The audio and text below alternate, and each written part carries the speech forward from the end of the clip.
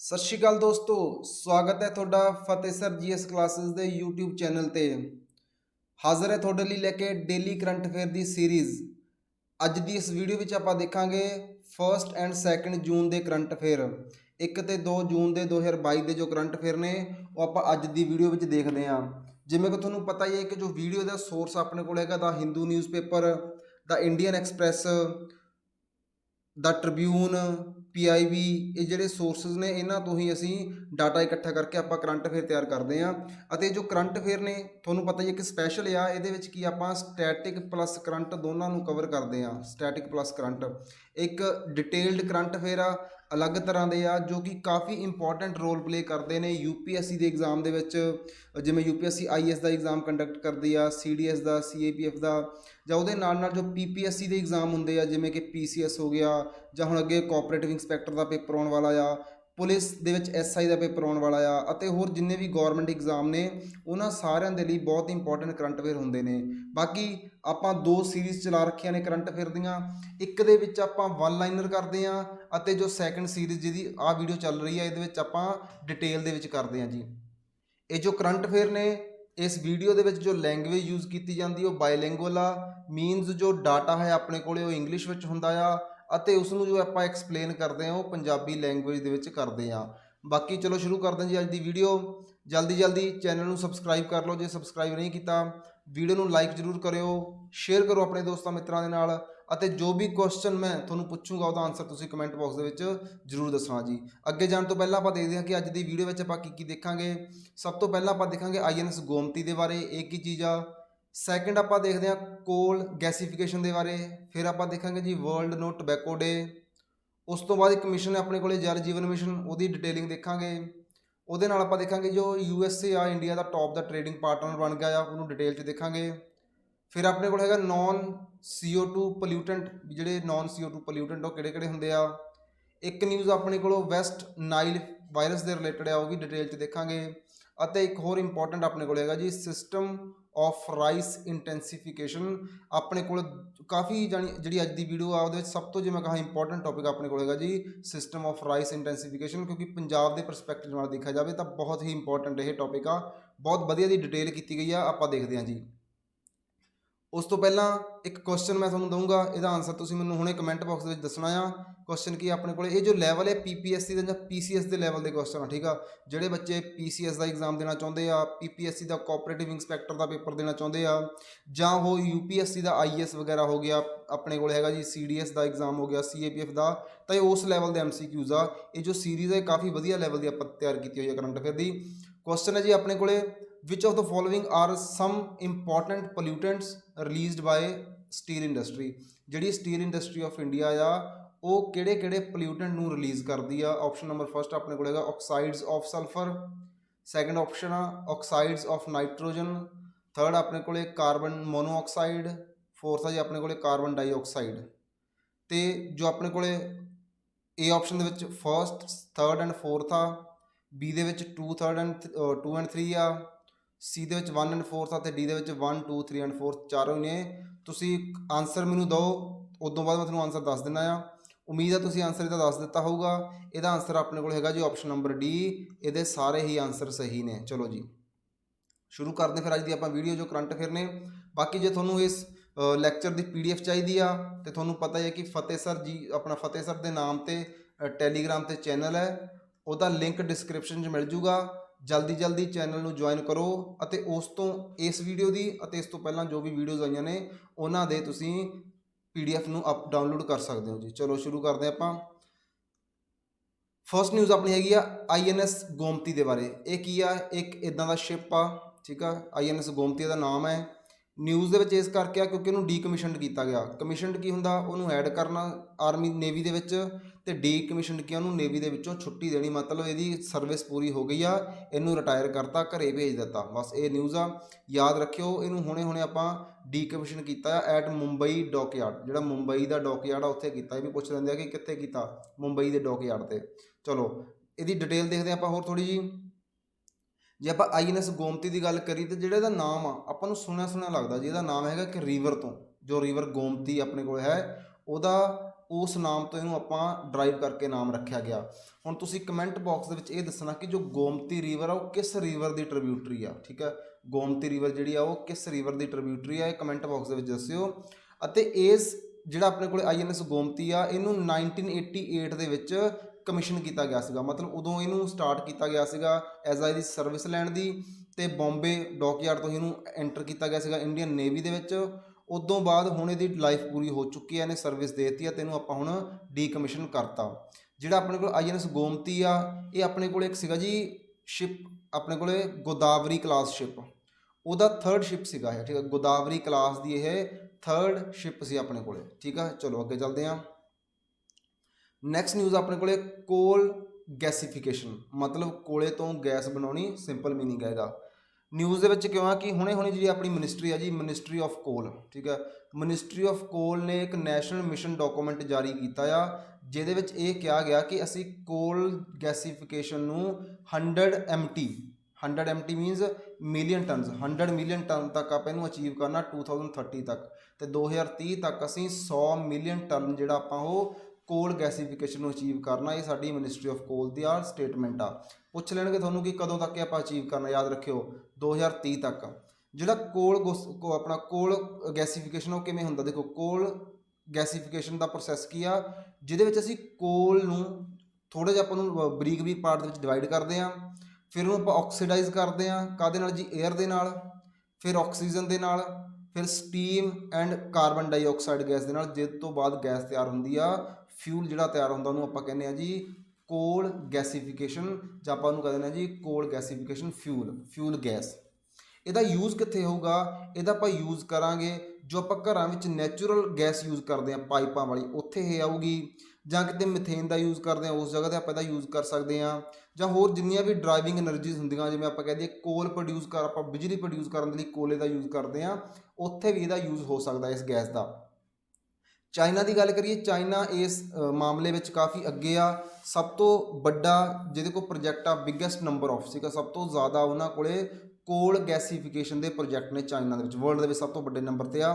ਅਤੇ ਉਹ ਲਗਭਗ ਆਪਦੀ એનર્ਜੀ ਦਾ 5% ਜਿਹੜਾ ਚਾਈਨਾ ਉਹ ਇਸੇ ਗੈਸੀਫਿਕੇਸ਼ਨ ਤੋਂ ਹੀ ਪ੍ਰੋਡਿਊਸ ਕਰਦਾ ਆ। ਆਪਾਂ ਪ੍ਰੋਸੈਸ ਥੋੜ੍ਹਾ ਜਿਹਾ ਸਮਝਣ ਦੀ ਕੋਸ਼ਿਸ਼ ਕਰਦੇ ਹਾਂ, ਕੁਝ ਪਿਕਚਰਸ ਨੇ ਮੇਰੇ ਕੋਲੇ, ਦੇਖੋ ਜੀ, ਇਹ ਆਪਣੇ ਕੋਲੇ ਸਿਸਟਮ ਆ ਜਿਹੜਾ ਇਹ ਸ਼ੋ ਹੋ ਰਿਹਾ ਤੁਹਾਨੂੰ, ਇਹ ਅੰਡਰਗਰਾਊਂਡ ਆ। ਆਪਣੇ ਕੋਲ ਜਿਹੜਾ ਕੋਲਾ ਆ, ਮੰਨ ਲਓ ਅੰਡਰਗਰਾਊਂਡ ਪਿਆ ਆ, ਉਸ ਕੋਲੇ ਦੇ ਭੰਡਾਰ ਦੇ ਵਿੱਚ ਆਪਾਂ ਛੱਡਾਂਗੇ ਕੁਝ ਗੈਸਾਂ, ਜਿਹਦੇ ਵਿੱਚ 에ਅਰ ਆ ਆਪਣੇ ਕੋਲੇ, ਆਕਸੀਜਨ ਅਤੇ ਸਟੀਮ ਆ। ਜਦੋਂ ਉਹਨੂੰ ਆਪਾਂ ਇੱਥੇ ਛੱਡਾਂਗੇ ਤਾਂ ਇੱਥੇ ਗੈਸ ਜਨਰੇਟ ਹੋਊਗੀ, ਫਿਰ ਉਸ ਗੈਸ ਨੂੰ ਆਪਾਂ ਬਾਹਰ ਕੱਢਾਂਗੇ। ਠੀਕ ਹੈ ਜੀ, ਪ੍ਰੋਡਕਸ਼ਨ ਆਪਣੇ ਕੋਲ ਗੈਸ ਹੋ ਗਈ ਆ। ਫਿਰ ਉਸ ਗੈਸ ਨੂੰ ਸਪਲਾਈ ਕਰਾਂਗੇ। ਉਸ ਗੈਸ ਦਾ ਯੂਜ਼ ਜਿਵੇਂ ਕਿ ਆਪਾਂ ਦੇਖ ਚੁੱਕੇ ਹਾਂ, ਕਦੇ ਕਦੇ ਇਲੈਕਟ੍ਰਿਸਿਟੀ ਜਨਰੇਸ਼ਨ ਦੇ ਵਿੱਚ ਹੋ ਸਕਦਾ ਆ, ਜਾਂ ਘਰਾਂ ਵਿੱਚ ਉਹਦਾ ਆਪਾਂ ਯੂਜ਼ ਕਰ ਸਕਦੇ ਹਾਂ। ਕਲੀਅਰ, ਇਹ ਹੈਗਾ ਆਪਣੇ ਕੋਲੇ ਕੋਲ ਗੈਸੀਫਿਕੇਸ਼ਨ ਦਾ ਪ੍ਰੋਸੈਸ। ਉਮੀਦ ਆ ਤੁਹਾਨੂੰ ਕਲੈਰਿਟੀ ਹੋਊਗੀ। ਚਲੋ ਜੀ, ਜੇ ਆਪਾਂ ਐਡਵਾਂਟੇਜਸ ਦੀ ਗੱਲ ਕਰੀਏ, ਬੈਨੀਫਿਟ ਕੀ ਹੈ ਇਹਦਾ, ਆਪਾਂ ਕਿਉਂ ਇੰਨੇ ਐਫਰਟਸ ਕਰ ਰਹੇ ਹਾਂ ਕਿ ਆਪਾਂ ਇਹ ਚੀਜ਼ਾਂ ਕਰ ਰਹੇ ਹਾਂ। ਸਭ ਤੋਂ ਵੱਡਾ ਇਹਦਾ ਬੈਨੀਫਿਟ ਕੀ ਆ, used in the variety of applications, ਕਾਫੀ ਜਗ੍ਹਾ ਇਹਦਾ ਯੂਜ਼ ਹੋ ਸਕਦਾ ਹੈ, ਜਿਵੇਂ ਕਿ ਪ੍ਰੋਡਕਸ਼ਨ ਆਫ ਇਲੈਕਟ੍ਰਿਸਿਟੀ। ਆਪਾਂ ਹੁਣੇ ਗੱਲ ਕੀਤੀ ਹੈ ਕਿ ਬਿਜਲੀ ਦੀ ਜਿਹੜੀ ਪ੍ਰੋਡਕਸ਼ਨ ਆ ਆਪਾਂ ਕੋਲ ਤੋਂ ਕਰਦੇ ਹਾਂ, ਹੁਣ ਕੋਲ ਦੀ ਬਜਾਏ ਆਪਾਂ ਜਿਹੜੀ ਉਹ ਤੋਂ ਗੈਸ ਬਣਦੀ ਆ ਉਹ ਤੋਂ ਕਰ ਸਕਦੇ ਹਾਂ, ਜਾਂ ਆਪਾਂ ਕੈਮੀਕਲ ਪ੍ਰੋਡਕਟਸ ਵੀ ਬਣਾਉਣੇ ਆ। ਠੀਕ ਆ, ਜਿਵੇਂ ਕਿ ਫਰਟੀਲਾਈਜ਼ਰ ਹੋ ਗਿਆ, ਉੱਥੇ ਆਪਾਂ ਇਹਦਾ ਯੂਜ਼ ਕਰ ਸਕਦੇ ਹਾਂ। ਕੁਛ ਜਿਹੜੀ ਹੁੰਦੀ ਆ ਹਾਈਡਰੋਜਨ ਜਿਹੜੀ ਇਹ ਤੋਂ ਮਿਲਦੀ ਆ ਕੋਲ ਗੈਸੀਫਿਕੇਸ਼ਨ ਤੋਂ, ਉਹਦਾ ਅਸੀਂ ਯੂਜ਼ ਕਰ ਸਕਦੇ ਹਾਂ, ਜਿਵੇਂ ਅਮੋਨੀਆ ਬਣਾਉਣ ਦੇ ਲਈ, ਹਾਈਡਰੋਜਨ ਇਕੋਨਮੀ ਨੂੰ ਪਾਵਰ ਕਰਨ ਦੇ ਲਈ, ਅਤੇ ਜੋ ਫੋਸਲ ਫਿਊਲ ਆ ਉਹਨਾਂ ਨੂੰ ਅਪਗ੍ਰੇਡ ਕਰਨ ਦੇ ਲਈ। ਠੀਕ ਹੈ, ਮਿਥੇਨ ਔਰ ਜੋ ਨੈਚੁਰਲ ਗੈਸ ਆ ਉਹ ਵੀ ਅਸੀਂ ਕੱਢ ਸਕਦੇ ਹਾਂ ਕੋਲ ਗੈਸੀਫਿਕੇਸ਼ਨ ਦੇ ਪ੍ਰੋਸੈਸ ਤੋਂ, ਮਤਲਬ ਜੋ ਮਿਥੇਨ ਗੈਸ ਆ ਜਾਂ ਨੈਚੁਰਲ ਗੈਸ ਆ ਉਹ ਵੀ ਅਸੀਂ ਕੱਢ ਸਕਦੇ ਹਾਂ ਜਿਹੜਾ ਕੋਲ ਗੈਸੀਫਿਕੇਸ਼ਨ ਦੇ ਪ੍ਰੋਸੈਸ ਨੂੰ ਯੂਜ਼ ਕਰਕੇ, ਤੇ ਉੱਥੋਂ ਅਸੀਂ ਮਿਥੇਨ ਅਤੇ ਨੈਚੁਰਲ ਗੈਸ ਨੂੰ ਕਨਵਰਟ ਕਰ ਸਕਦੇ ਹਾਂ LNG। ਠੀਕ ਹੈ, LNG ਵਿੱਚ ਕਨਵਰਟ ਕਰਕੇ, ਜਿਹਦਾ ਕਿ ਯੂਜ਼ ਕੀਤਾ ਜਾ ਸਕਦਾ ਹੈ ਟਰਾਂਸਪੋਰਟ ਸੈਕਟਰ ਦੇ ਵਿੱਚ। ਜਿਵੇਂ ਆਪਾਂ CNG ਦਾ ਯੂਜ਼ ਕਰਦੇ ਹਾਂ, ਇੱਦਾਂ ਹੀ ਆਪਾਂ LNG ਦਾ ਯੂਜ਼ ਕਰਾਂਗੇ। LNG ਦੀ ਫੁੱਲ ਫਾਰਮ ਆਪਣੇ ਕੋਲ ਹੈਗੀ ਆ ਲਿਕੁਇਡਫਾਈਡ ਨੈਚੁਰਲ ਗੈਸ। ਜੇ ਕੰਸਰਨ ਦੀ ਗੱਲ ਕਰੀਏ, ਇਹਦੇ ਥੋੜ੍ਹੇ ਜਿਹੇ ਟੈਨਸ਼ਨ ਵੀ ਸਾਡੇ ਕੋਲ ਕੀ ਆ ਕਿ ਵਾਟਰ ਜਿਹੜਾ ਆਪਾਂ ਕਾਫੀ ਮਾਤਰਾ ਦੇ ਵਿੱਚ ਆਪਾਂ ਪੋਲਿਊਟ ਕਰ ਰਹੇ ਹਾਂ ਇਸ ਚੱਕਰ ਦੇ ਵਿੱਚ, ਜਿਹਦੇ ਨਾਲ ਜੋ ਕੰਟੈਮੀਨੇਸ਼ਨ ਆਫ ਵਾਟਰ ਵਿੱਚ ਜਮ੍ਹਾਂ ਹੁੰਦੇ ਆ, ਲੈਂਡ ਵਿੱਚ ਵੀ ਕਾਫੀ ਕੰਟੈਮੀਨੇਸ਼ਨ ਜਮ੍ਹਾਂ ਹੁੰਦੇ ਆ, ਜਿਹਨਾਂ ਕਿ ਲੈਂਡ ਦਾ ਪੋਲਿਊਸ਼ਨ ਵੀ ਫੈਲ ਰਿਹਾ ਆ, ਅਤੇ ਜੋ ਵੇਸਟ ਵਾਟਰ ਉਹ ਵੀ ਕਾਫੀ ਜ਼ਿਆਦਾ ਇਹਦੇ ਨਾਲ ਹੋ ਰਿਹਾ ਆ। ਤਾਂ ਮਤਲਬ ਜੋ ਨੈਚੁਰਲ ਰਿਸੋਰਸਿਸ ਨੇ ਸਾਡੇ ਕੋਲ ਵਾਟਰ ਅਤੇ ਲੈਂਡ, ਉਹਨਾਂ ਨੂੰ ਨੁਕਸਾਨ ਹੋ ਰਿਹਾ ਇਸ ਪ੍ਰੋਸੈਸ ਦੇ ਨਾਲ। ਨੈਕਸਟ ਨਿਊਜ਼ ਆਪਣੇ ਕੋਲ ਹੈਗੀ ਆ ਵਰਲਡ ਨੋ ਟੋਬੈਕੋ ਡੇ, ਵੀ ਅਸੀਂ ਦੁਨੀਆ ਦੇ ਵਿੱਚ ਇੱਕ ਦਿਨ ਸੈਲੀਬ੍ਰੇਟ ਕਰਦੇ ਹਾਂ ਜਿਹੜਾ ਕਿ ਅਸੀਂ ਇਸ ਕਰਕੇ ਕਰਦੇ ਹਾਂ ਤਾਂ ਕਿ ਅਸੀਂ ਤੰਬਾਕੂ ਨੂੰ ਨਾ ਕਰ ਸਕੀਏ। ਐਵਰੀ ਈਅਰ, ਹਰੇਕ ਸਾਲ ਦੀ ਗੱਲ ਕਰਦੇ ਹਾਂ ਆਪਾਂ, 31 ਮਈ, ਤੁਸੀਂ ਪਹਿਲੇ ਨੰਬਰ ਤੇ ਡੇਟ ਯਾਦ ਰੱਖਣੀ ਹੈ ਜੀ, 31 ਮਈ ਨੂੰ ਵਰਲਡ ਨੋ ਟੋਬੈਕੋ ਡੇ ਸੈਲੀਬ੍ਰੇਟ ਕੀਤਾ ਜਾਂਦਾ ਆ। ਇਹਦਾ ਪਰਪਸ ਕੀ ਆ? ਟੂ ਅਵੇਅਰ, ਅਸੀਂ ਅਵੇਅਰਨੈਸ ਪਹੁੰਚਾਉਣੀ ਆ ਕਿ ਜਿਹੜੇ ਟੋਬੈਕੋ ਦੇ ਕਿੰਨੇ ਹਾਰਮਫੁਲ ਹੈਲਥ 'ਤੇ ਇੰਪੈਕਟ ਹੁੰਦੇ ਆ, ਠੀਕ ਆ। ਜੋ ਸਮੋਕਿੰਗ ਕਰਦੇ ਆ ਉਹਨਾਂ ਲੋਕਾਂ ਨੂੰ ਦੱਸਣਾ ਕਿ ਇਸ ਦੇ ਕਿੰਨੇ ਹਾਰਮਫੁਲ ਇੰਪੈਕਟ ਹੁੰਦੇ ਆ, ਕਿੰਨੇ ਹਾਰਮਫੁਲ ਇਫੈਕਟ ਹੁੰਦੇ ਆ ਸਰੀਰ 'ਤੇ, ਬੋਡੀ 'ਤੇ, ਹੈਲਥ 'ਤੇ, ਅਤੇ ਉਹਨਾਂ ਨੂੰ ਮੋਟੀਵੇਟ ਕਰਨਾ ਕਿ ਉਹ ਸਮੋਕਿੰਗ ਨੂੰ ਛੱਡ ਸਕਣ। ਇਹ ਪਰਪਸ ਆ ਇਸ ਪੂਰੇ ਦੇ ਪੂਰੇ ਡੇ ਨੂੰ ਸੈਲੀਬ੍ਰੇਟ ਕਰਨ ਦਾ, ਠੀਕ ਆ। ਵੀ ਉਹ ਇੱਦਾਂ ਜਿਵੇਂ ਆਪਾਂ ਦਿਖਾਇਆ ਗਿਆ ਪਿਕਚਰ ਦੇ ਵਿੱਚ ਕਿ ਇੱਕ ਇਨਸਾਨ ਸਿੱਟ ਰਿਹਾ ਸਿਗਰਟ ਨੂੰ ਛੱਡੋ, ਨੋ ਟੋਬੈਕੋ, ਅਸੀਂ ਟੋਬੈਕੋ ਦਾ ਯੂਜ਼ ਨਹੀਂ ਕਰਨਾ। ਜੇ ਥੀਮ ਦੀ ਗੱਲ ਕਰੀਏ ਤਾਂ ਇਸ ਸਾਲ ਦਾ ਥੀਮ ਆਪਣੇ ਕੋਲ ਹੈਗਾ ਆ ਪ੍ਰੋਟੈਕਟ ਦਾ ਐਨਵਾਇਰਨਮੈਂਟ, ਠੀਕ ਆ। ਥੀਮ ਆਪਣੇ ਕੋਲ ਹੈ ਜੀ ਪ੍ਰੋਟੈਕਟ ਦਾ ਐਨਵਾਇਰਨਮੈਂਟ। ਥੀਮ ਬਹੁਤ ਇੰਪੋਰਟੈਂਟ ਆ, ਤੁਸੀਂ ਪੇਪਰ ਦੇਖ ਰਹੇ ਹੋ PPSC ਦੇ ਅੱਗੇ ਆਉਣੇ ਵੀ ਆ, ਤਾਂ ਉਹਦੇ ਵਿੱਚ ਥੀਮ, ਇੰਪੋਰਟੈਂਟ ਡੇ ਵਗੈਰਾ ਬਹੁਤ ਇੰਪੋਰਟੈਂਟ ਆ, ਉਸ ਹਿਸਾਬ ਨਾਲ ਤੁਸੀਂ ਪੜ੍ਹਦੇ ਰਹੋ। ਜੇ ਪ੍ਰੋਡਕਸ਼ਨ ਦੀ ਗੱਲ ਕਰਦੇ ਆ ਤੇ ਕੰਜ਼ੰਪਸ਼ਨ ਦੀ ਗੱਲ ਕਰੀਏ, ਇੰਡੀਆ ਵਰਲਡ ਦੇ ਵਿੱਚ ਸੈਕੰਡ ਲਾਰਜੈਸਟ ਪ੍ਰੋਡਿਊਸਰ ਆ, ਯਾਨੀ ਕਿ ਵਰਲਡ ਦੇ ਵਿੱਚ ਪਹਿਲੇ ਨੰਬਰ ਨੂੰ ਛੱਡ ਕੇ ਦੂਜੇ ਨੰਬਰ ਤੇ ਇੰਡੀਆ ਹੀ ਆਉਂਦਾ, ਜੋ ਕਿ ਟੋਬੈਕੋ ਦੀ ਪ੍ਰੋਡਕਸ਼ਨ ਕਰਦਾ ਆ ਵਰਲਡ ਦੇ ਵਿੱਚੋਂ। ਲਗਭਗ 800 ਮਿਲੀਅਨ ਕਿਲੋਗ੍ਰਾਮ ਜਿਹੜਾ ਹੈਗਾ ਉਹਦੀ ਐਨੂਅਲੀ ਇੱਕ ਸਾਲ ਦੇ ਵਿੱਚ ਪ੍ਰੋਡਕਸ਼ਨ ਕਰ ਦਿੰਦਾ India. 6 million farmers, 6 million farmers, 20 million farm labourer ਜਿਹੜੇ ਕਿ ਟੋਬੈਕੋ ਦੇ ਕੰਮ ਦੇ ਵਿੱਚ ਲੱਗੇ ਹੋਏ ਆ, ਤੇ 15 ਸਟੇਟਾਂ ਨੇ ਜਿੱਥੇ ਇਹਦੀ ਪ੍ਰੋਡਕਸ਼ਨ ਹੁੰਦੀ ਆ ਇੰਡੀਆ ਦੇ ਵਿੱਚ। ਜੇ ਆਪਾਂ ਟੌਪ ਪ੍ਰੋਡਿਊਸਿੰਗ ਸਟੇਟ ਦੀ ਗੱਲ ਕਰੀਏ, ਸਭ ਤੋਂ ਵੱਧ ਆਂਧਰਾ ਪ੍ਰਦੇਸ਼ 45% ਇੰਡੀਆ ਦਾ ਟੋਬੈਕੋ ਪ੍ਰੋਡਿਊਸ ਕਰਦਾ। ਸੈਕਿੰਡ ਨੰਬਰ ਤੇ ਸਾਡੇ ਕੋਲ ਹੈਗਾ ਕਰਨਾਟਕਾ, ਥਰਡ ਤੇ ਹੈਗਾ ਗੁਜਰਾਤ, ਫੋਰਥ ਤੇ ਹੈਗਾ ਉੱਤਰ ਪ੍ਰਦੇਸ਼। ਇਹ ਤੋਂ ਅੱਗੇ ਹੋਰ ਵੀ ਆ, ਲੇਕਿਨ ਤੁਸੀਂ ਟੌਪ ਦੀਆਂ 4 ਸਟੇਟਾਂ ਵੀ ਯਾਦ ਕਰੋਗੇ ਤਾਂ ਵੀ ਇਨਫ ਆਪਣੇ ਐਗਜ਼ਾਮ ਪਰਸਪੈਕਟਿਵ ਦੇ ਲਈ। ਚਲੋ ਜੀ, ਨੈਕਸਟ ਆਪਣੇ ਕੋਲ ਹੈਗਾ ਜਲ ਜੀਵਨ ਮਿਸ਼ਨ। ਇਹ ਨਿਊਜ਼ ਦੇ ਵਿੱਚ ਕਿਉਂ ਆ? ਕਾਫੀ ਇੰਪੋਰਟੈਂਟ ਸਕੀਮ ਆ ਸੈਂਟਰ ਗੌਰਮੈਂਟ ਦੀ। ਇਹ ਇਸ ਕਰਕੇ ਆ ਕਿਉਂਕਿ ਇੰਡੀਆ ਨੇ ਜੋ ਮਾਈਲਸਟੋਨ ਆ ਅਚੀਵ ਕੀਤਾ, 50% of the rural house hold, ਜੋ 50% ਆਪਣੇ ਕੰਟਰੀ ਦੇ ਰੂਰਲ ਹਾਊਸ ਹੋਲਡ ਨੇ, ਪੇਂਡੂ ਏਰੀਏ ਨੇ, ਉੱਥੇ ਟੈਪ ਵਾਟਰ ਦੇ ਕਨੈਕਸ਼ਨ ਪਹੁੰਚ ਚੁੱਕੇ ਨੇ ਅੰਡਰ ਜਲ ਜੀਵਨ ਮਿਸ਼ਨ। ਤਾਂ ਕਰਕੇ ਨਿਊਜ਼ ਦੇ ਵਿੱਚ ਮਤਲਬ ਅਸੀਂ ਸਟੱਡੀ ਕੀਤੀ ਆ, ਸਟੱਡੀ ਵਿੱਚ ਸਾਨੂੰ ਇਹ ਪਤਾ ਲੱਗਾ ਕਿ 50%, ਠੀਕ ਆ ਜੀ, ਸਾਡਾ ਟਾਰਗੇਟ 100% ਦਾ ਆ, ਅਸੀਂ 50% ਅਚੀਵ ਕਰ ਲਿਆ ਆ। ਏਮ ਕੀ ਆ ਵੈਸੇ ਇਸ ਪੂਰੇ ਦੇ ਪੂਰੇ ਸਕੀਮ ਦਾ? ਜੋ ਜਲ ਜੀਵਨ ਮਿਸ਼ਨ ਆ ਇਹਦਾ ਸਾਡੇ ਕੋਲ ਏਮ ਹੈਗਾ ਕਿ ਅਸੀਂ ਇਨਸ਼ੋਰ ਕਰਨਾ ਆ ਕਿ ਜੋ ਟੈਪ ਵਾਟਰ ਆ, ਮਤਲਬ ਟੈਪ ਵਾਟਰ ਅਸੀਂ ਇਹਨੂੰ ਇੱਕ ਸਾਫ਼ ਪਾਣੀ ਮੰਨਦੇ ਆ। ਕੁਛ ਇੱਦਾਂ ਦੇ ਏਰੀਏ ਵੀ ਆਪਣੇ ਇੰਡੀਆ ਵਿੱਚ ਹੈਗੇ ਜਿੱਥੇ ਤੱਕ ਪੀਣ ਦੇ ਪਾਣੀ ਦੀ ਬਹੁਤ ਵੱਡੀ ਦਿੱਕਤ ਆ, ਉਹਨਾਂ ਘਰਾਂ ਤੱਕ ਟੂਟੀ ਦਾ ਪਾਣੀ ਪਹੁੰਚਾਉਣਾ। ਹਰ ਘਰ ਜਲ, ਇਹਦਾ ਮੋਟਿਵ ਕੀ ਆ? ਹਰ ਘਰ ਜਲ। ਤੇ ਸਾਡੇ ਕੋਲੇ ਕਿਹੜੇ ਘਰਾਂ ਦੇ ਵਿੱਚ? Rural house hold. ਇਹ ਮੈਂ ਤਾਂ ਦੱਸ ਰਿਹਾ, ਬਹੁਤ ਇੰਪੋਰਟੈਂਟ ਆ, ਅੰਡਰਲਾਈਨ ਕਰ ਲਿਓ। ਰੂਰਲ ਹਾਊਸ ਹੋਲਡ ਤੇ 2024 ਟਾਰਗੇਟ ਆ, 2024 ਤੱਕ ਅਸੀਂ ਪਿੰਡਾਂ ਦੇ ਹਰੇਕ ਘਰ ਦੇ ਵਿੱਚ ਟੂਟੀ ਵਾਲਾ ਪਾਣੀ ਪਹੁੰਚਾਉਣਾ। ਇਹਦਾ ਬਿਲਕੁਲ ਸਿੰਪਲ ਐਕਸਪਲੇਨੇਸ਼ਨ ਮੈਂ ਤੁਹਾਨੂੰ ਦੱਸ ਦਿੱਤੀ ਆ। ਹੁਣ ਜਲ ਜੀਵਨ ਮਿਸ਼ਨ ਨੂੰ ਆਪਾਂ ਥੋੜ੍ਹਾ ਜਿਹਾ ਹੋਰ ਥੋਰੋਲੀ ਦੇਖਦੇ ਹਾਂ ਜੀ। ਜੋ ਜਲ ਜੀਵਨ ਮਿਸ਼ਨ ਆ, ਇਹਨੇ ਪ੍ਰੋਵਾਈਡ ਕਰਨਾ ਆ safe and adequate drinking water individual households ਨੂੰ 2024 ਤੱਕ, ਸਾਰੇ ਘਰਾਂ ਨੂੰ ਜੋ ਕਿ ਰੂਰਲ ਇੰਡੀਆ ਦਾ ਪਾਰਟ ਨੇ। ਫੋਕਸਡ ਏਰੀਆ ਕਿਹੜੇ ਨੇ ਇਸ ਹੁਣ ਮਿਸ਼ਨ ਦਾ? ਹੋਰ ਕੀ ਕੰਮ ਆ? ਇੱਕ ਤਾਂ ਇਹਨੇ ਪਾਣੀ ਪਹੁੰਚਾਉਣਾ ਹੀ ਹੈਗਾ, ਆਪਾਂ ਨੂੰ ਪਤਾ ਕਿ ਸਾਰੇ ਘਰਾਂ ਤੱਕ ਇਹਨੇ ਇਹ ਵਾਟਰ ਪਹੁੰਚਾਉਣਾ ਆ। ਉਦੋਂ ਬਾਅਦ ਇਹ ਨਾਲ ਰੀਚਾਰਜ ਤੇ ਰੀਯੂਜ਼, ਠੀਕ ਆ, ਜੋ ਵੀ ਪਾਣੀ ਆ ਉਹਨੂੰ ਆਪਾਂ ਕਹਿੰਦੇ ਵਾਟਰ ਮੈਨੇਜਮੈਂਟ ਵੀ ਇਸੇ ਇੱਕ ਆਪਣੇ ਮਿਸ਼ਨ ਦਾ ਹੀ ਪਾਰਟ ਆ। ਵਾਟਰ ਕੰਜ਼ਰਵੇਸ਼ਨ, ਪਾਣੀ ਨੂੰ ਬਚਾਉਣਾ, ਉਹ ਵੀ ਇਹਦਾ ਹੀ ਆ। ਤੇ ਰੇਨ ਵਾਟਰ ਹਾਰਵੈਸਟਿੰਗ, ਉਹ ਵੀ ਇਹਦੇ ਅੰਡਰ ਹੀ ਆਊਗਾ। ਮਤਲਬ ਜੋ ਪਾਣੀ ਅਸੀਂ ਲੋਕਾਂ ਨੂੰ ਪਹੁੰਚਾਉਣਾ, ਜ਼ਰੂਰੀ ਨਹੀਂ ਅਸੀਂ ਧਰਤੀ 'ਚੋਂ ਕੱਢ ਕੇ ਪਹੁੰਚਾਉਣਾ ਆ, ਉਹ ਅਸੀਂ ਵਾਟਰ ਮੈਨੇਜਮੈਂਟ ਕਰ ਸਕਦੇ ਹਾਂ, ਉਹਦਾ ਰੀਯੂਜ਼ ਕਰ ਸਕਦੇ ਹਾਂ, ਵਾਟਰ ਨੂੰ ਕੰਜ਼ਰਵ ਕਰ ਸਕਦੇ ਹਾਂ, ਤੇ ਜੋ ਰੇਨ ਵਾਟਰ ਆ ਉਹਨੂੰ ਵੀ ਹਾਰਵੈਸਟ ਕਰਕੇ ਅਸੀਂ ਉਹਨਾਂ ਲੋਕਾਂ ਤੱਕ ਪਹੁੰਚਾ ਸਕਦੇ ਹਾਂ। ਇਹ ਸਾਡੇ ਕੋਲ 1920 ਦੇ ਬਜਟ ਦੇ ਵਿੱਚ ਇਹ ਗੱਲ ਹੋਈ ਸੀਗੀ। ਦੇਖੋ, ਪਾਈਪ ਵਾਟਰ ਪਹੁੰਚਾਉਣ 2024 ਤੱਕ ਇੱਕ ਟਾਰਗੇਟ ਇਹ ਆ। ਉਸ ਤੋਂ ਬਾਅਦ ਜੋ ਵੀ ਡਿਮਾਂਡ ਐਂਡ ਸਪਲਾਈ ਆ ਉਹਨੂੰ ਮੈਨੇਜ ਕਰਨਾ, ਜਿਹਨੂੰ ਆਪਾਂ ਵਾਟਰ ਮੈਨੇਜਮੈਂਟ ਕਹਿੰਦੇ ਆ। ਫਿਰ ਆਪਾਂ ਜੋ ਕਵਰ ਕਰਨੇ ਆ ਜਿੰਨੀਆਂ ਵੀ ਪੁਰਾਣੀਆਂ ਸਕੀਮਾਂ, ਉਹ ਵੀ ਇਹਦੇ ਵਿੱਚ ਕਵਰ ਕਰ ਲੈਣੀਆਂ, ਤੇ ਵਾਟਰ ਨੂੰ ਕੰਜ਼ਰਵ ਕਰਨਾ ਆ। ਅਤੇ ਜੋ ਰੇਨ ਵਾਟਰ ਹਾਰਵੈਸਟਿੰਗ ਆ ਉਹਨੂੰ ਵੀ ਅਸੀਂ ਕਰਨਾ ਗਰਾਊਂਡ ਵਾਟਰ ਰੀਚਾਰਜਿੰਗ। ਦੇਖੋ, ਠੀਕ ਆ, ਜੋ ਪਾਣੀ ਥੱਲੇ ਜਾ ਰਿਹਾ ਆ ਉਹਨੂੰ ਵੀ ਅਸੀਂ ਉੱਪਰ ਲੈ ਕੇ ਆਉਣਾ, ਪਾਣੀ ਦੇ ਪੱਧਰ ਨੂੰ, ਠੀਕ ਆ। ਜੇ ਆਪਾਂ ਸਕੀਮ ਦੀ ਗੱਲ ਕਰੀਏ ਤਾਂ ਸਕੀਮ ਲਾਂਚ ਕੀਤੀ ਗਈ ਆ ਅਗਸਤ 15, 2019 ਦੇ ਵਿੱਚ, 2019 ਵਿੱਚ ਆਈ ਸੀਗੀ ਸਕੀਮ। ਇਹਦੇ ਨਾਲ ਜਿਹੜੀ ਮਿਨਿਸਟਰੀ ਰਿਲੇਟਡ ਉਹ ਹੈਗੀ ਆ ministry of Jal Shakti ministry ਇਸ ਸਕੀਮ ਨੂੰ ਦੇਖ ਰਹੀ ਆ।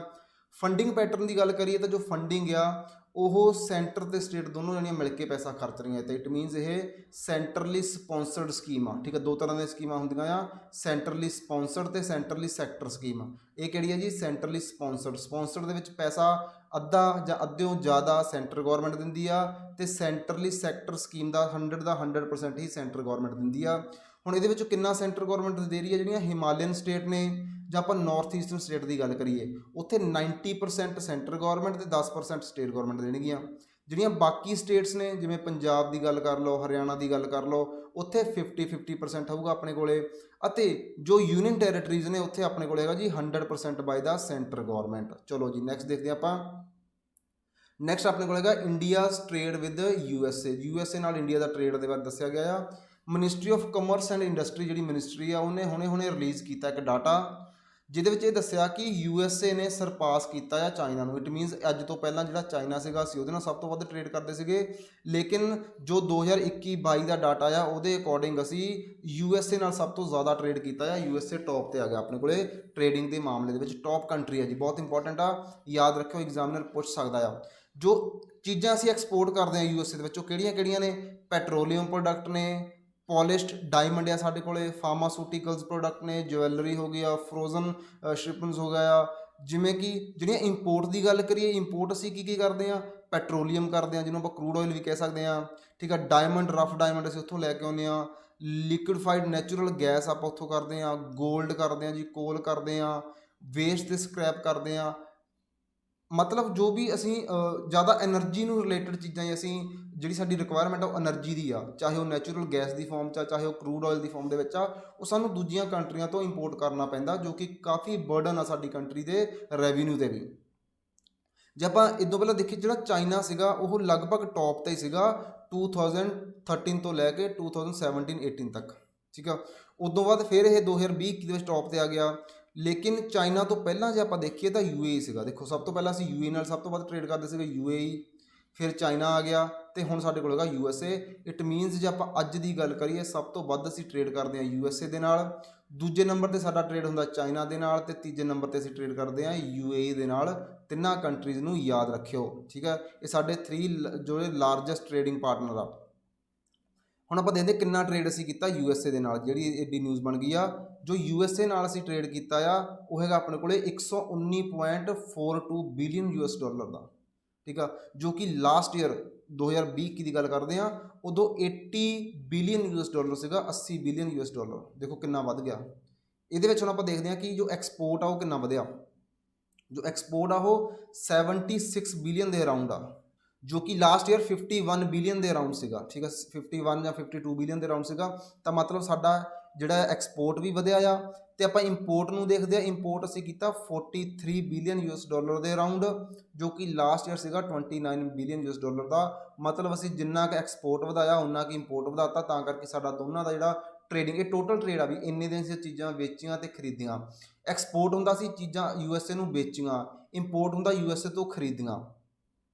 ਠੀਕ ਆ, ਸਾਡੀ ਜਿਹੜੀ ਅਮਰੀਕਾ ਨਾਲ ਅਸੀਂ ਟ੍ਰੇਡ ਸਰਪਲਸ ਤੇ ਚੱਲਦੇ ਹਾਂ। ਟ੍ਰੇਡ ਸਰਪਲਸ ਕੀ ਹੁੰਦਾ ਕਿ ਅਸੀਂ ਚੀਜ਼ਾਂ ਵੇਚੀਆਂ ਉਹਨਾਂ ਨੂੰ ਜ਼ਿਆਦਾ ਨੇ ਤੇ ਉੱਥੋਂ ਖਰੀਦੀਆਂ ਘੱਟ ਨੇ, ਉਹ ਹੁੰਦਾ ਟ੍ਰੇਡ ਪਲੱਸ, ਆਪਣਾ ਟ੍ਰੇਡ ਸਰਪਲਸ। ਮਤਲਬ ਤੁਸੀਂ ਯੂਐਸਏ ਨੂੰ ਜਦੋਂ ਸਮਾਨ ਵੇਚਿਆ ਉੱਥੋਂ ਡਾਲਰ ਅਸੀਂ ਕਮਾਇਆ, ਉਦੋਂ ਬਾਅਦ ਅਸੀਂ ਯੂਐਸਏ ਤੋਂ ਸਮਾਨ ਖਰੀਦਿਆ, ਅਸੀਂ ਉਹਨੂੰ ਡਾਲਰ ਦੇ ਦਿੱਤਾ। ਅਸੀਂ ਘੱਟ ਸਮਾਨ ਖਰੀਦਿਆ, ਜ਼ਿਆਦਾ ਵੇਚਿਆ, ਤਾਂ ਸਾਡੇ ਕੋਲੇ ਕੁਛ ਜੇਬ ਦੇ ਵਿੱਚ ਡਾਲਰ ਬਚ ਗਏ ਨੇ, ਜਿਹਨੂੰ ਅਸੀਂ ਕਹਿੰਦੇ ਆ ਟ੍ਰੇਡ ਸਰਪਲਸ। ਠੀਕ ਹੈ, ਜਿਹੜਾ ਆਪਣਾ ਟ੍ਰੇਡ ਸਰਪਲਸ ਆ ਉਹ ਲਗਭਗ 32.8 ਬਿਲੀਅਨ ਯੂਐਸ ਡਾਲਰ ਦਾ ਆ। ਕਾਫੀ ਵਧੀਆ ਸਾਡਾ ਟ੍ਰੇਡ ਸਰਪਲਸ ਚੱਲ ਰਿਹਾ ਆ। ਹੁਣ ਆਪਾਂ ਚਾਈਨਾ ਨਾਲ ਦੇਖਦੇ ਜੀ, ਚਾਈਨਾ ਨਾਲ ਕਿੱਦਾਂ ਆ। ਚਾਈਨਾ ਨਾਲ ਜਿਹੜਾ ਸਾਡਾ ਇਸ ਸਾਲ ਦਾ ਟੋਟਲ ਟ੍ਰੇਡ ਉਹ ਹੈਗਾ ਆ 115.42 ਬਿਲੀਅਨ ਯੂਐਸ ਡਾਲਰ। ਉਹ ਸੀਗਾ 119 ਯੂਐਸਏ ਨਾਲ, ਇੱਥੇ ਆਪਣੇ ਕੋਲ ਹੈਗਾ 115, ਥੋੜਾ ਹੀ ਫਰਕ ਆ ਜੀ। ਜੇ ਆਪਾਂ ਗੱਲ ਕਰੀਏ ਲਾਸਟ ਈਅਰ, ਤਾਂ ਲਾਸਟ ਈਅਰ ਸੀਗਾ ਸਾਡੇ ਕੋਲ 86 ਬਿਲੀਅਨ। ਠੀਕ ਹੈ, ਇਹਦੇ ਨਾਲ ਵੀ ਕਾਫੀ ਵਧੀਆ ਆ। ਹੁਣ ਆਪਾਂ ਇਹ ਦੇਖਣਾ ਕਿ ਐਕਸਪੋਰਟ ਤੇ ਇੰਪੋਰਟ 'ਚ ਕਿੰਨਾ ਫਰਕ ਆ। ਐਕਸਪੋਰਟ ਅਸੀਂ ਜਿਹੜਾ ਕੀਤਾ ਇਸ ਸਾਲ ਉਹ ਕੀਤਾ 21 ਬਿਲੀਅਨ ਯੂਐਸ ਡਾਲਰ ਦਾ। ਠੀਕ ਆ, 21.25 ਅਤੇ ਲਾਸਟ ਈਅਰ ਕੀਤਾ ਸੀਗਾ 21.18। ਤਾਂ ਮਤਲਬ ਬਹੁਤ ਮਾਈਨਰ ਜਿਹਾ, ਬਹੁਤ ਘੱਟ ਇਨਕਰੀਜ਼ ਹੋਇਆ ਆ ਸਾਡਾ ਐਕਸਪੋਰਟ। ਮਤਲਬ ਅਸੀਂ ਥੋੜ੍ਹੀਆਂ ਜਿਹੀਆਂ ਜ਼ਿਆਦਾ ਚੀਜ਼ਾਂ ਪਿਛਲੇ ਸਾਲ ਨੂੰ ਵੇਚੀਆਂ ਚਾਈਨਾ ਨੂੰ, ਲੇਕਿਨ ਜਿਹੜਾ ਫਿਰ ਇਹਨਾਂ ਡਿਫਰੈਂਸ ਆਇਆ ਉਹ ਕਿੱਥੇ ਆਇਆ ਹੋਇਆ ਇੰਪੋਰਟ ਤੇ। ਇੰਪੋਰਟ ਨੇ ਬਹੁਤ ਜ਼ਿਆਦਾ ਜੰਪ ਕੀਤਾ ਆ। इस साल 94.16 94.16 ਬਿਲੀਅਨ ਯੂਐਸ ਡਾਲਰ ਦਾ ਅਸੀਂ ਇੰਪੋਰਟ ਕੀਤਾ ਚਾਈਨਾ ਤੋਂ, ਜੋ ਕਿ ਲਾਸਟ ਈਅਰ ਸੀਗਾ ਸਾਡਾ 65.21 ਬਿਲੀਅਨ। ਠੀਕ ਆ, ਮਤਲਬ ਕਿ ਲਾਸਟ ਈਅਰ ਸੀਗਾ ਸਾਡਾ 65.21 ਬਿਲੀਅਨ ਯੂਐਸ ਡਾਲਰ ਦਾ, ਜੋ ਕਿ ਵੱਧ ਕੇ ਹੋਗਾ 94। ਤੇ ਮਤਲਬ ਇੱਥੇ ਨਾ ਇਦਾਂ ਦਾ ਤੁਸੀਂ ਇੱਕ ਕੰਪੈਰੀਜ਼ਨ ਧਿਆਨ ਰੱਖਿਓ। ਹਾਲਾਂਕਿ ਸਾਡਾ ਓਵਰਆਲ ਜਿਹੜਾ ਸਾਡਾ ਟ੍ਰੇਡਿੰਗ ਪਾਰਟਨਰ ਸਭ ਤੋਂ ਵੱਡਾ ਹੈਗਾ ਆ ਆਪਣਾ USA, ਲੇਕਿਨ ਜੋ ਇੰਪੋਰਟ ਦੇਖੋ, ਇੰਪੋਰਟ ਸਭ ਤੋਂ ਵੱਧ ਅਸੀਂ ਕਿੱਥੇ ਜੰਪ ਕੀਤਾ ਆ, ਉਹ ਚਾਈਨਾ ਨਾਲ ਹੀ ਕੀਤਾ ਆ।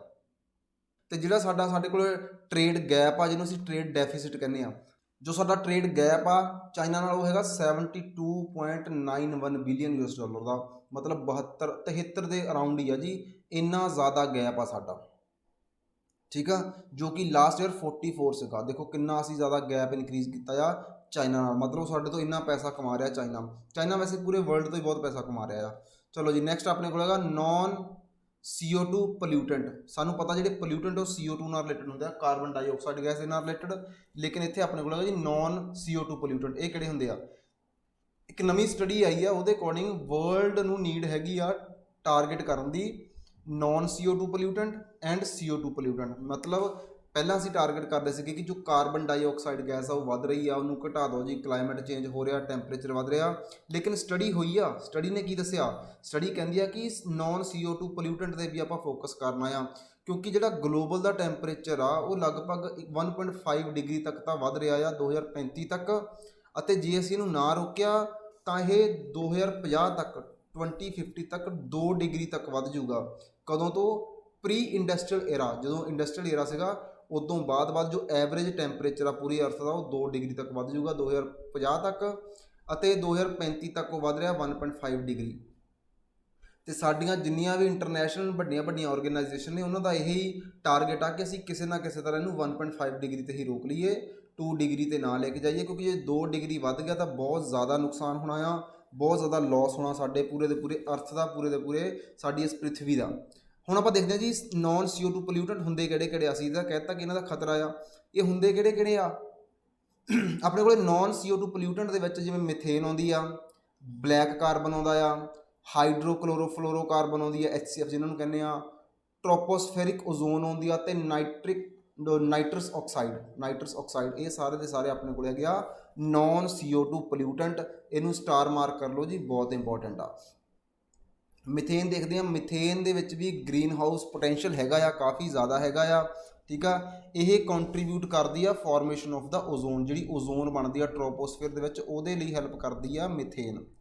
ਜੇ ਆਪਾਂ ਬਲੈਕ ਕਾਰਬਨ ਦੀ ਗੱਲ ਕਰੀਏ, ਬਲੈਕ ਕਾਰਬਨ ਇਹ ਜਿਵੇਂ ਕਿ ਇਹਦੇ ਵਿੱਚ ਹੁੰਦੇ ਆਪਣੇ ਕੋਲੇ 2.5 ਪਾਰਟੀਕੂਲੇਟ ਮੈਟਰ ਜਿਹੜੇ ਹੁੰਦੇ PM 2.5 ਵਾਲੇ, ਇਹਦੇ ਵਿੱਚ ਵੀ ਬਹੁਤ ਜ਼ਿਆਦਾ ਪੋਟੈਂਸ਼ੀਅਲ ਆ ਗਲੋਬਲ ਨੂੰ ਵਾਰਮ ਕਰਨ ਦਾ, ਗਰਮ ਕਰਨ ਦਾ, ਤੇ ਜਿਹਦਾ ਸਭ ਤੋਂ ਜ਼ਿਆਦਾ ਇੰਪੈਕਟ ਪੈਂਦਾ ਆ ਗਲੇਸ਼ੀਅਰ ਦੇ ਪਿਘਲਣ ਦਾ। ਜਿਹੜਾ ਆਪਣੇ ਕੋਲੇ ਬਲੈਕ ਕਾਰਬਨ ਆ, ਇਹ ਗਲੇਸ਼ੀਅਰ ਨੂੰ ਮੈਲਟ ਕਰਨ ਦੇ ਵਿੱਚ ਸਭ ਤੋਂ ਜ਼ਿਆਦਾ ਰੋਲ ਪਲੇ ਕਰਦੀ ਆ, ਠੀਕ ਆ ਜੀ। ਇਹਨੂੰ ਵੀ ਸਟਾਰ ਮਾਰਕ ਕਰ ਲਓ। ਉਦੋਂ ਬਾਅਦ ਆਪਣੇ ਕੋਲ ਹੈਗਾ ਹਾਈਡਰੋਫਲੋਰੋਕਾਰਬਨ HFC। ਇਹ ਕੀ ਆ? ਹਾਈਡਰੋਫਲੋਰੋਕਾਰਬਨ ਆਪਣੇ ਕੋਲ ਹੈਗੀ ਆ, ਇਹ ਗ੍ਰੀਨ ਹਾਊਸ ਗੈਸ ਆ। ਇਹਦਾ ਅਸੀਂ ਯੂਜ਼ ਕਿੱਥੇ ਕਰਦੇ ਹਾਂ? ਰੈਫਰੀਜਰੇਸ਼ਨ ਦੇ ਵਿੱਚ, ਏਅਰ ਕੰਡੀਸ਼ਨ ਦੇ ਵਿੱਚ, ਜਾਂ ਵੀ ਜੋ ਬਿਲਡਿੰਗ ਇੰਸੂਲੇਸ਼ਨ ਹੁੰਦੀ ਆ, ਫਾਇਰ ਐਕਸਟਿੰਗੁਇਸ਼ਰ ਵਗੈਰਾ ਹੋ ਗਿਆ, ਉੱਥੇ ਇਹਦਾ ਯੂਜ਼ ਕੀਤਾ ਜਾਂਦਾ ਆ ਹਾਈਡਰੋਫਲੋਰੋਕਾਰਬਨ ਦਾ। ਹੁਣ ਆਪਾਂ ਟ੍ਰੋਪੋਸਫੈਰਿਕ ਜੋ ਓਜ਼ੋਨ ਉਹਦੀ ਗੱਲ ਕਰਦੇ ਹਾਂ, ਇਹ ਬਣਦੀ ਆ ਇੰਟਰੈਕਸ਼ਨ ਆਫ, ਜਦੋਂ ਕੁਝ ਗੈਸਾਂ ਜੋ ਸਨਲਾਈਟ ਦੇ ਨਾਲ ਇੰਟਰੈਕਟ ਕਰਦੀਆਂ, ਜਿਵੇਂ ਕਿ ਅਲਟਰਾਵਾਇਲਟ ਲਾਈਟ ਹੋ ਗਈ ਆ, ਜਾਂ ਹਾਈਡਰੋਕਾਰਬਨਸ ਹੋ ਗਏ ਆ, ਨਾਈਟ੍ਰੋਜਨ ਆਕਸਾਈਡਸ ਹੋ ਗਿਆ, ਉਦੋਂ ਜਿਹੜੀ ਇੱਕ ਗੈਸ ਤਿਆਰ ਹੁੰਦੀ ਆ ਉਹ ਹੁੰਦੀ ਆ ਆਪਣੇ ਕੋਲੇ ਟ੍ਰੋਪੋਸਫੇਰਿਕ ਓਜ਼ੋਨ। ਤੇ ਇਹਦੇ ਨਾਲ ਆਪਣੇ ਕੋਲ ਨਾਈਟਰਸ ਆਕਸਾਈਡ ਵੀ ਇੱਕ ਜਿਹੜੀ ਗ੍ਰੀਨ ਹਾਊਸ ਗੈਸ ਆ, ਇਹਦਾ ਪੋਟੈਂਸ਼ੀਅਲ 300 ਟਾਈਮਸ ਜ਼ਿਆਦਾ ਆ CO2 ਦੇ ਨਾਲੋਂ ਵੀ। ਇਹ ਵੀ ਕਾਫੀ ਜ਼ਿਆਦਾ ਘਾਤਕ ਗੈਸ ਆ, ਜਿਹਨੂੰ ਅਸੀਂ ਰੋਕਣਾ। ਹੁਣ ਜਿਹੜੇ ਮੇਜਰ ਪ੍ਰਪੋਰਸ਼ਨ ਇਹਦਾ ਸਾਨੂੰ ਮਿਲਦਾ NH2 ਦਾ, ਜਿਵੇਂ ਕਿ ਐਗਰੀਕਲਚਰ ਸੈਕਟਰ ਤੋਂ, ਜੋ ਨਾਈਟਰਸ ਆਕਸਾਈਡ ਆ ਇਹ ਕਾਫੀ ਜ਼ਿਆਦਾ ਐਗਰੀਕਲਚਰ ਸੈਕਟਰ ਤੋਂ ਵੀ ਆਉਂਦੀ ਆ। ਹੁਣ ਆਪਾਂ ਇਹ ਦੇਖਦੇ ਹਾਂ ਕਿ ਕਿਹੜੀ ਗੈਸ ਦੇ ਸੋਰਸ ਕੀ ਆ, ਠੀਕ ਆ। ਜਿਵੇਂ ਮਿਥੇਨ ਦੀ ਗੱਲ ਕੀਤੀ ਤਾਂ ਮਿਥੇਨ ਜਿਹੜੀ ਆ ਉਹ ਫੋਸਲ ਫਿਊਲ ਤੋਂ ਪ੍ਰੋਡਿਊਸ ਹੁੰਦੀ ਆ। ਇੰਡਸਟਰੀਅਲ ਪ੍ਰੋਸੈਸ ਹੋ ਗਿਆ, ਰਾਈਸ ਕਲਟੀਵੇਸ਼ਨ ਬਹੁਤ ਇੰਪੋਰਟੈਂਟ ਆ ਜੀ। ਦੇਖੋ ਮਿਥੇਨ ਜੋ ਰਾਈਸ ਕਲਟੀਵੇਸ਼ਨ ਆ ਉੱਥੋਂ ਕਾਫੀ ਜ਼ਿਆਦਾ ਪ੍ਰੋਡਿਊਸ ਹੁੰਦੀ ਆ। ਮੈਨਿਓਰ ਮੈਨੇਜਮੈਂਟ ਹੁੰਦੀ ਜਿਹੜੀ ਉੱਥੋਂ ਹੁੰਦੀ ਆ, ਐਗਰੀਕਲਚਰ ਸੋਰਸਿਸ ਤੋਂ ਹੁੰਦੀ ਆ, ਅਤੇ ਵੇਸਟ ਸੈਕਟਰ ਜੋ ਵੀ ਆਪਣੇ ਕੋਲ ਵੇਸਟੇਜ ਹੁੰਦੇ ਆ, ਵੱਡੇ ਪਹਾੜ ਲੱਗਦੇ ਸ਼ਹਿਰਾਂ ਤੋਂ ਬਾਅਦ ਵੇਸਟੇਜ ਦੇ, ਉੱਥੋਂ ਵੀ ਮਿਥੇਨ ਕਾਫੀ ਜ਼ਿਆਦਾ ਨਿਕਲਦੀ ਆ। H2O, ठीक है, नाइट्रस ऑक्साइड ਆਪਾਂ ਹੁਣੇ ਦੇਖਿਆ ਆ। ਇੰਡਸਟਰੀਅਲ ਪ੍ਰੋਸੈਸ ਤੋਂ ਹੋ ਗਿਆ, ਐਗਰੀਕਲਚਰ ਸੋਇਲ ਤੋਂ ਹੋ ਗਿਆ, ਐਗਰੀਕਲਚਰ ਸੈਕਟਰ ਤੋਂ ਹੋ ਗਿਆ, ਮੈਨਿਓਰ ਮੈਨੇਜਮੈਂਟ ਤੋਂ ਹੋ ਗਿਆ ਅਤੇ ਵੇਸਟ ਵਾਟਰ ਤੋਂ ਇਹ ਮਿਲਦੀ ਆ। ਕੰਟਰੀਬਿਊਸ਼ਨ ਜੇ ਆਪਾਂ ਗੱਲ ਕਰੀਏ ਗਲੋਬਲ ਵਾਰਮਿੰਗ ਦੇ ਵਿੱਚ ਕਾਫੀ ਜ਼ਿਆਦਾ ਜਿਹੜਾ ਸਾਨੂੰ ਪਤਾ ਆ ਕਿ ਜਿੰਨਾ ਕਾਰਬਨ ਡਾਈਆਕਸਾਈਡ ਗੈਸ ਕੰਟਰੀਬਿਊਸ਼ਨ ਕਰ ਰਹੀ ਆ ਉਹਦੇ ਲਗਭਗ ਸੇਮ ਕੰਟਰੀਬਿਊਸ਼ਨ ਜਿਹੜਾ ਆ ਉਹ ਨੌਨ CO2 ਪੋਲਿਊਟੈਂਟ ਵੀ ਕਰ ਰਹੇ ਆ, ਜੋ ਕਿ ਸਾਡੇ ਲਈ ਕਾਫੀ ਅਲਾਰਮਿੰਗ ਕੰਡੀਸ਼ਨ ਆ। We have to focus on the condition of the country and all the world ਕਿ ਕੀ ਕੰਡੀਸ਼ਨ ਬਣ ਰਹੀ ਆ ਡਿਊ ਟੂ ਦਾ ਜੋ ਕਲਾਈਮੇਟ ਚੇਂਜ ਹੋ ਰਿਹਾ ਉਹਦੇ ਕਰਕੇ, and we have to control the pollution. ਠੀਕ ਹੈ, ਚਲੋ ਜੀ ਨੈਕਸਟ ਆਪਣੇ ਕੋਲ ਹੈਗਾ ਵੈਸਟ ਨਾਈਲ ਵਾਇਰਸ। ਨਿਊਜ਼ ਦੇ ਵਿੱਚ ਆ ਕਿਉਂਕਿ ਹੁਣੇ ਇੱਕ ਇਨਸਾਨ ਸੀਗਾ ਆਪਣਾ ਖਾਸ ਕਰ ਕੇਰਲਾ ਦੇ ਵਿੱਚ, ਉਹਨੂੰ ਵੈਸਟ ਨਾਈਲ ਵਾਇਰਸ ਹੋਇਆ ਸੀਗਾ, ਉਹਦਾ ਟ੍ਰੀਟਮੈਂਟ ਚੱਲ ਰਿਹਾ ਸੀਗਾ, ਲੇਕਿਨ ਉਹ ਘੁਟਨੇ ਟੇਕ ਗਿਆ, ਮਤਲਬ ਉਹਦੀ ਡੈਥ ਹੋ ਗਈ ਆ ਡਿਊ ਟੂ ਦਾ ਇਸ ਬਿਮਾਰੀ ਦੇ ਕਰਕੇ। ਹੁਣ ਆਪਾਂ ਦੇਖਦੇ ਹਾਂ ਕਿ ਵੈਸਟ ਨਾਈਲ ਰਿਵਰ ਕੀ ਆ ਜੀ, ਇੱਕ member of flavivirus genus ਦਾ ਮੈਂਬਰ ਆ, ਫਲੇਵੀ ਵਾਇਰਸ ਜੀਨਸ ਉਹਦਾ ਇਹ ਮੈਂਬਰ ਆ। ਸਭ ਤੋਂ ਪਹਿਲਾਂ ਇਹ ਆਈਸੋਲੇਟਡ ਕੀਤਾ ਗਿਆ ਸੀ ਇੱਕ ਵੂਮਨ ਦੇ ਵਿੱਚ ਜੋ ਕਿ ਵੈਸਟ ਨਾਈਲ ਦੇ ਵਿੱਚ ਰਹਿੰਦੀ ਸੀ, ਡਿਸਟ੍ਰਿਕਟ ਆਫ ਯੂਗਾਂਡਾ। 1937 ਦੀ ਗੱਲ ਆ ਵੀ 1937 ਵਿੱਚ ਇੱਕ ਲੇਡੀ ਨੂੰ ਇੱਦਾਂ ਦੇ ਸਿੰਪਟਮ ਮਿਲੇ ਸੀਗੇ ਜਿਹੜੇ ਅੱਜ ਆ ਸਿੰਪਟਮ। ਉਹ ਵੈਸਟ ਨਾਈਲ ਦੇ ਏਰੀਆ 'ਚ ਰਹਿੰਦੀ ਸੀਗੀ ਤਾਂ ਉਹਦਾ ਨਾਮ ਹੀ ਆਪਾਂ ਵੈਸਟ ਨਾਈਲ ਵਾਇਰਸ ਪਾਤਾ, ਜਿਹੜੇ ਏਰੀਆ 'ਚ ਓਰੀਜਨੇਟ ਹੋਇਆ ਉਹੀ ਉਹਦਾ ਨਾਮ ਹੋ ਗਿਆ ਜੀ।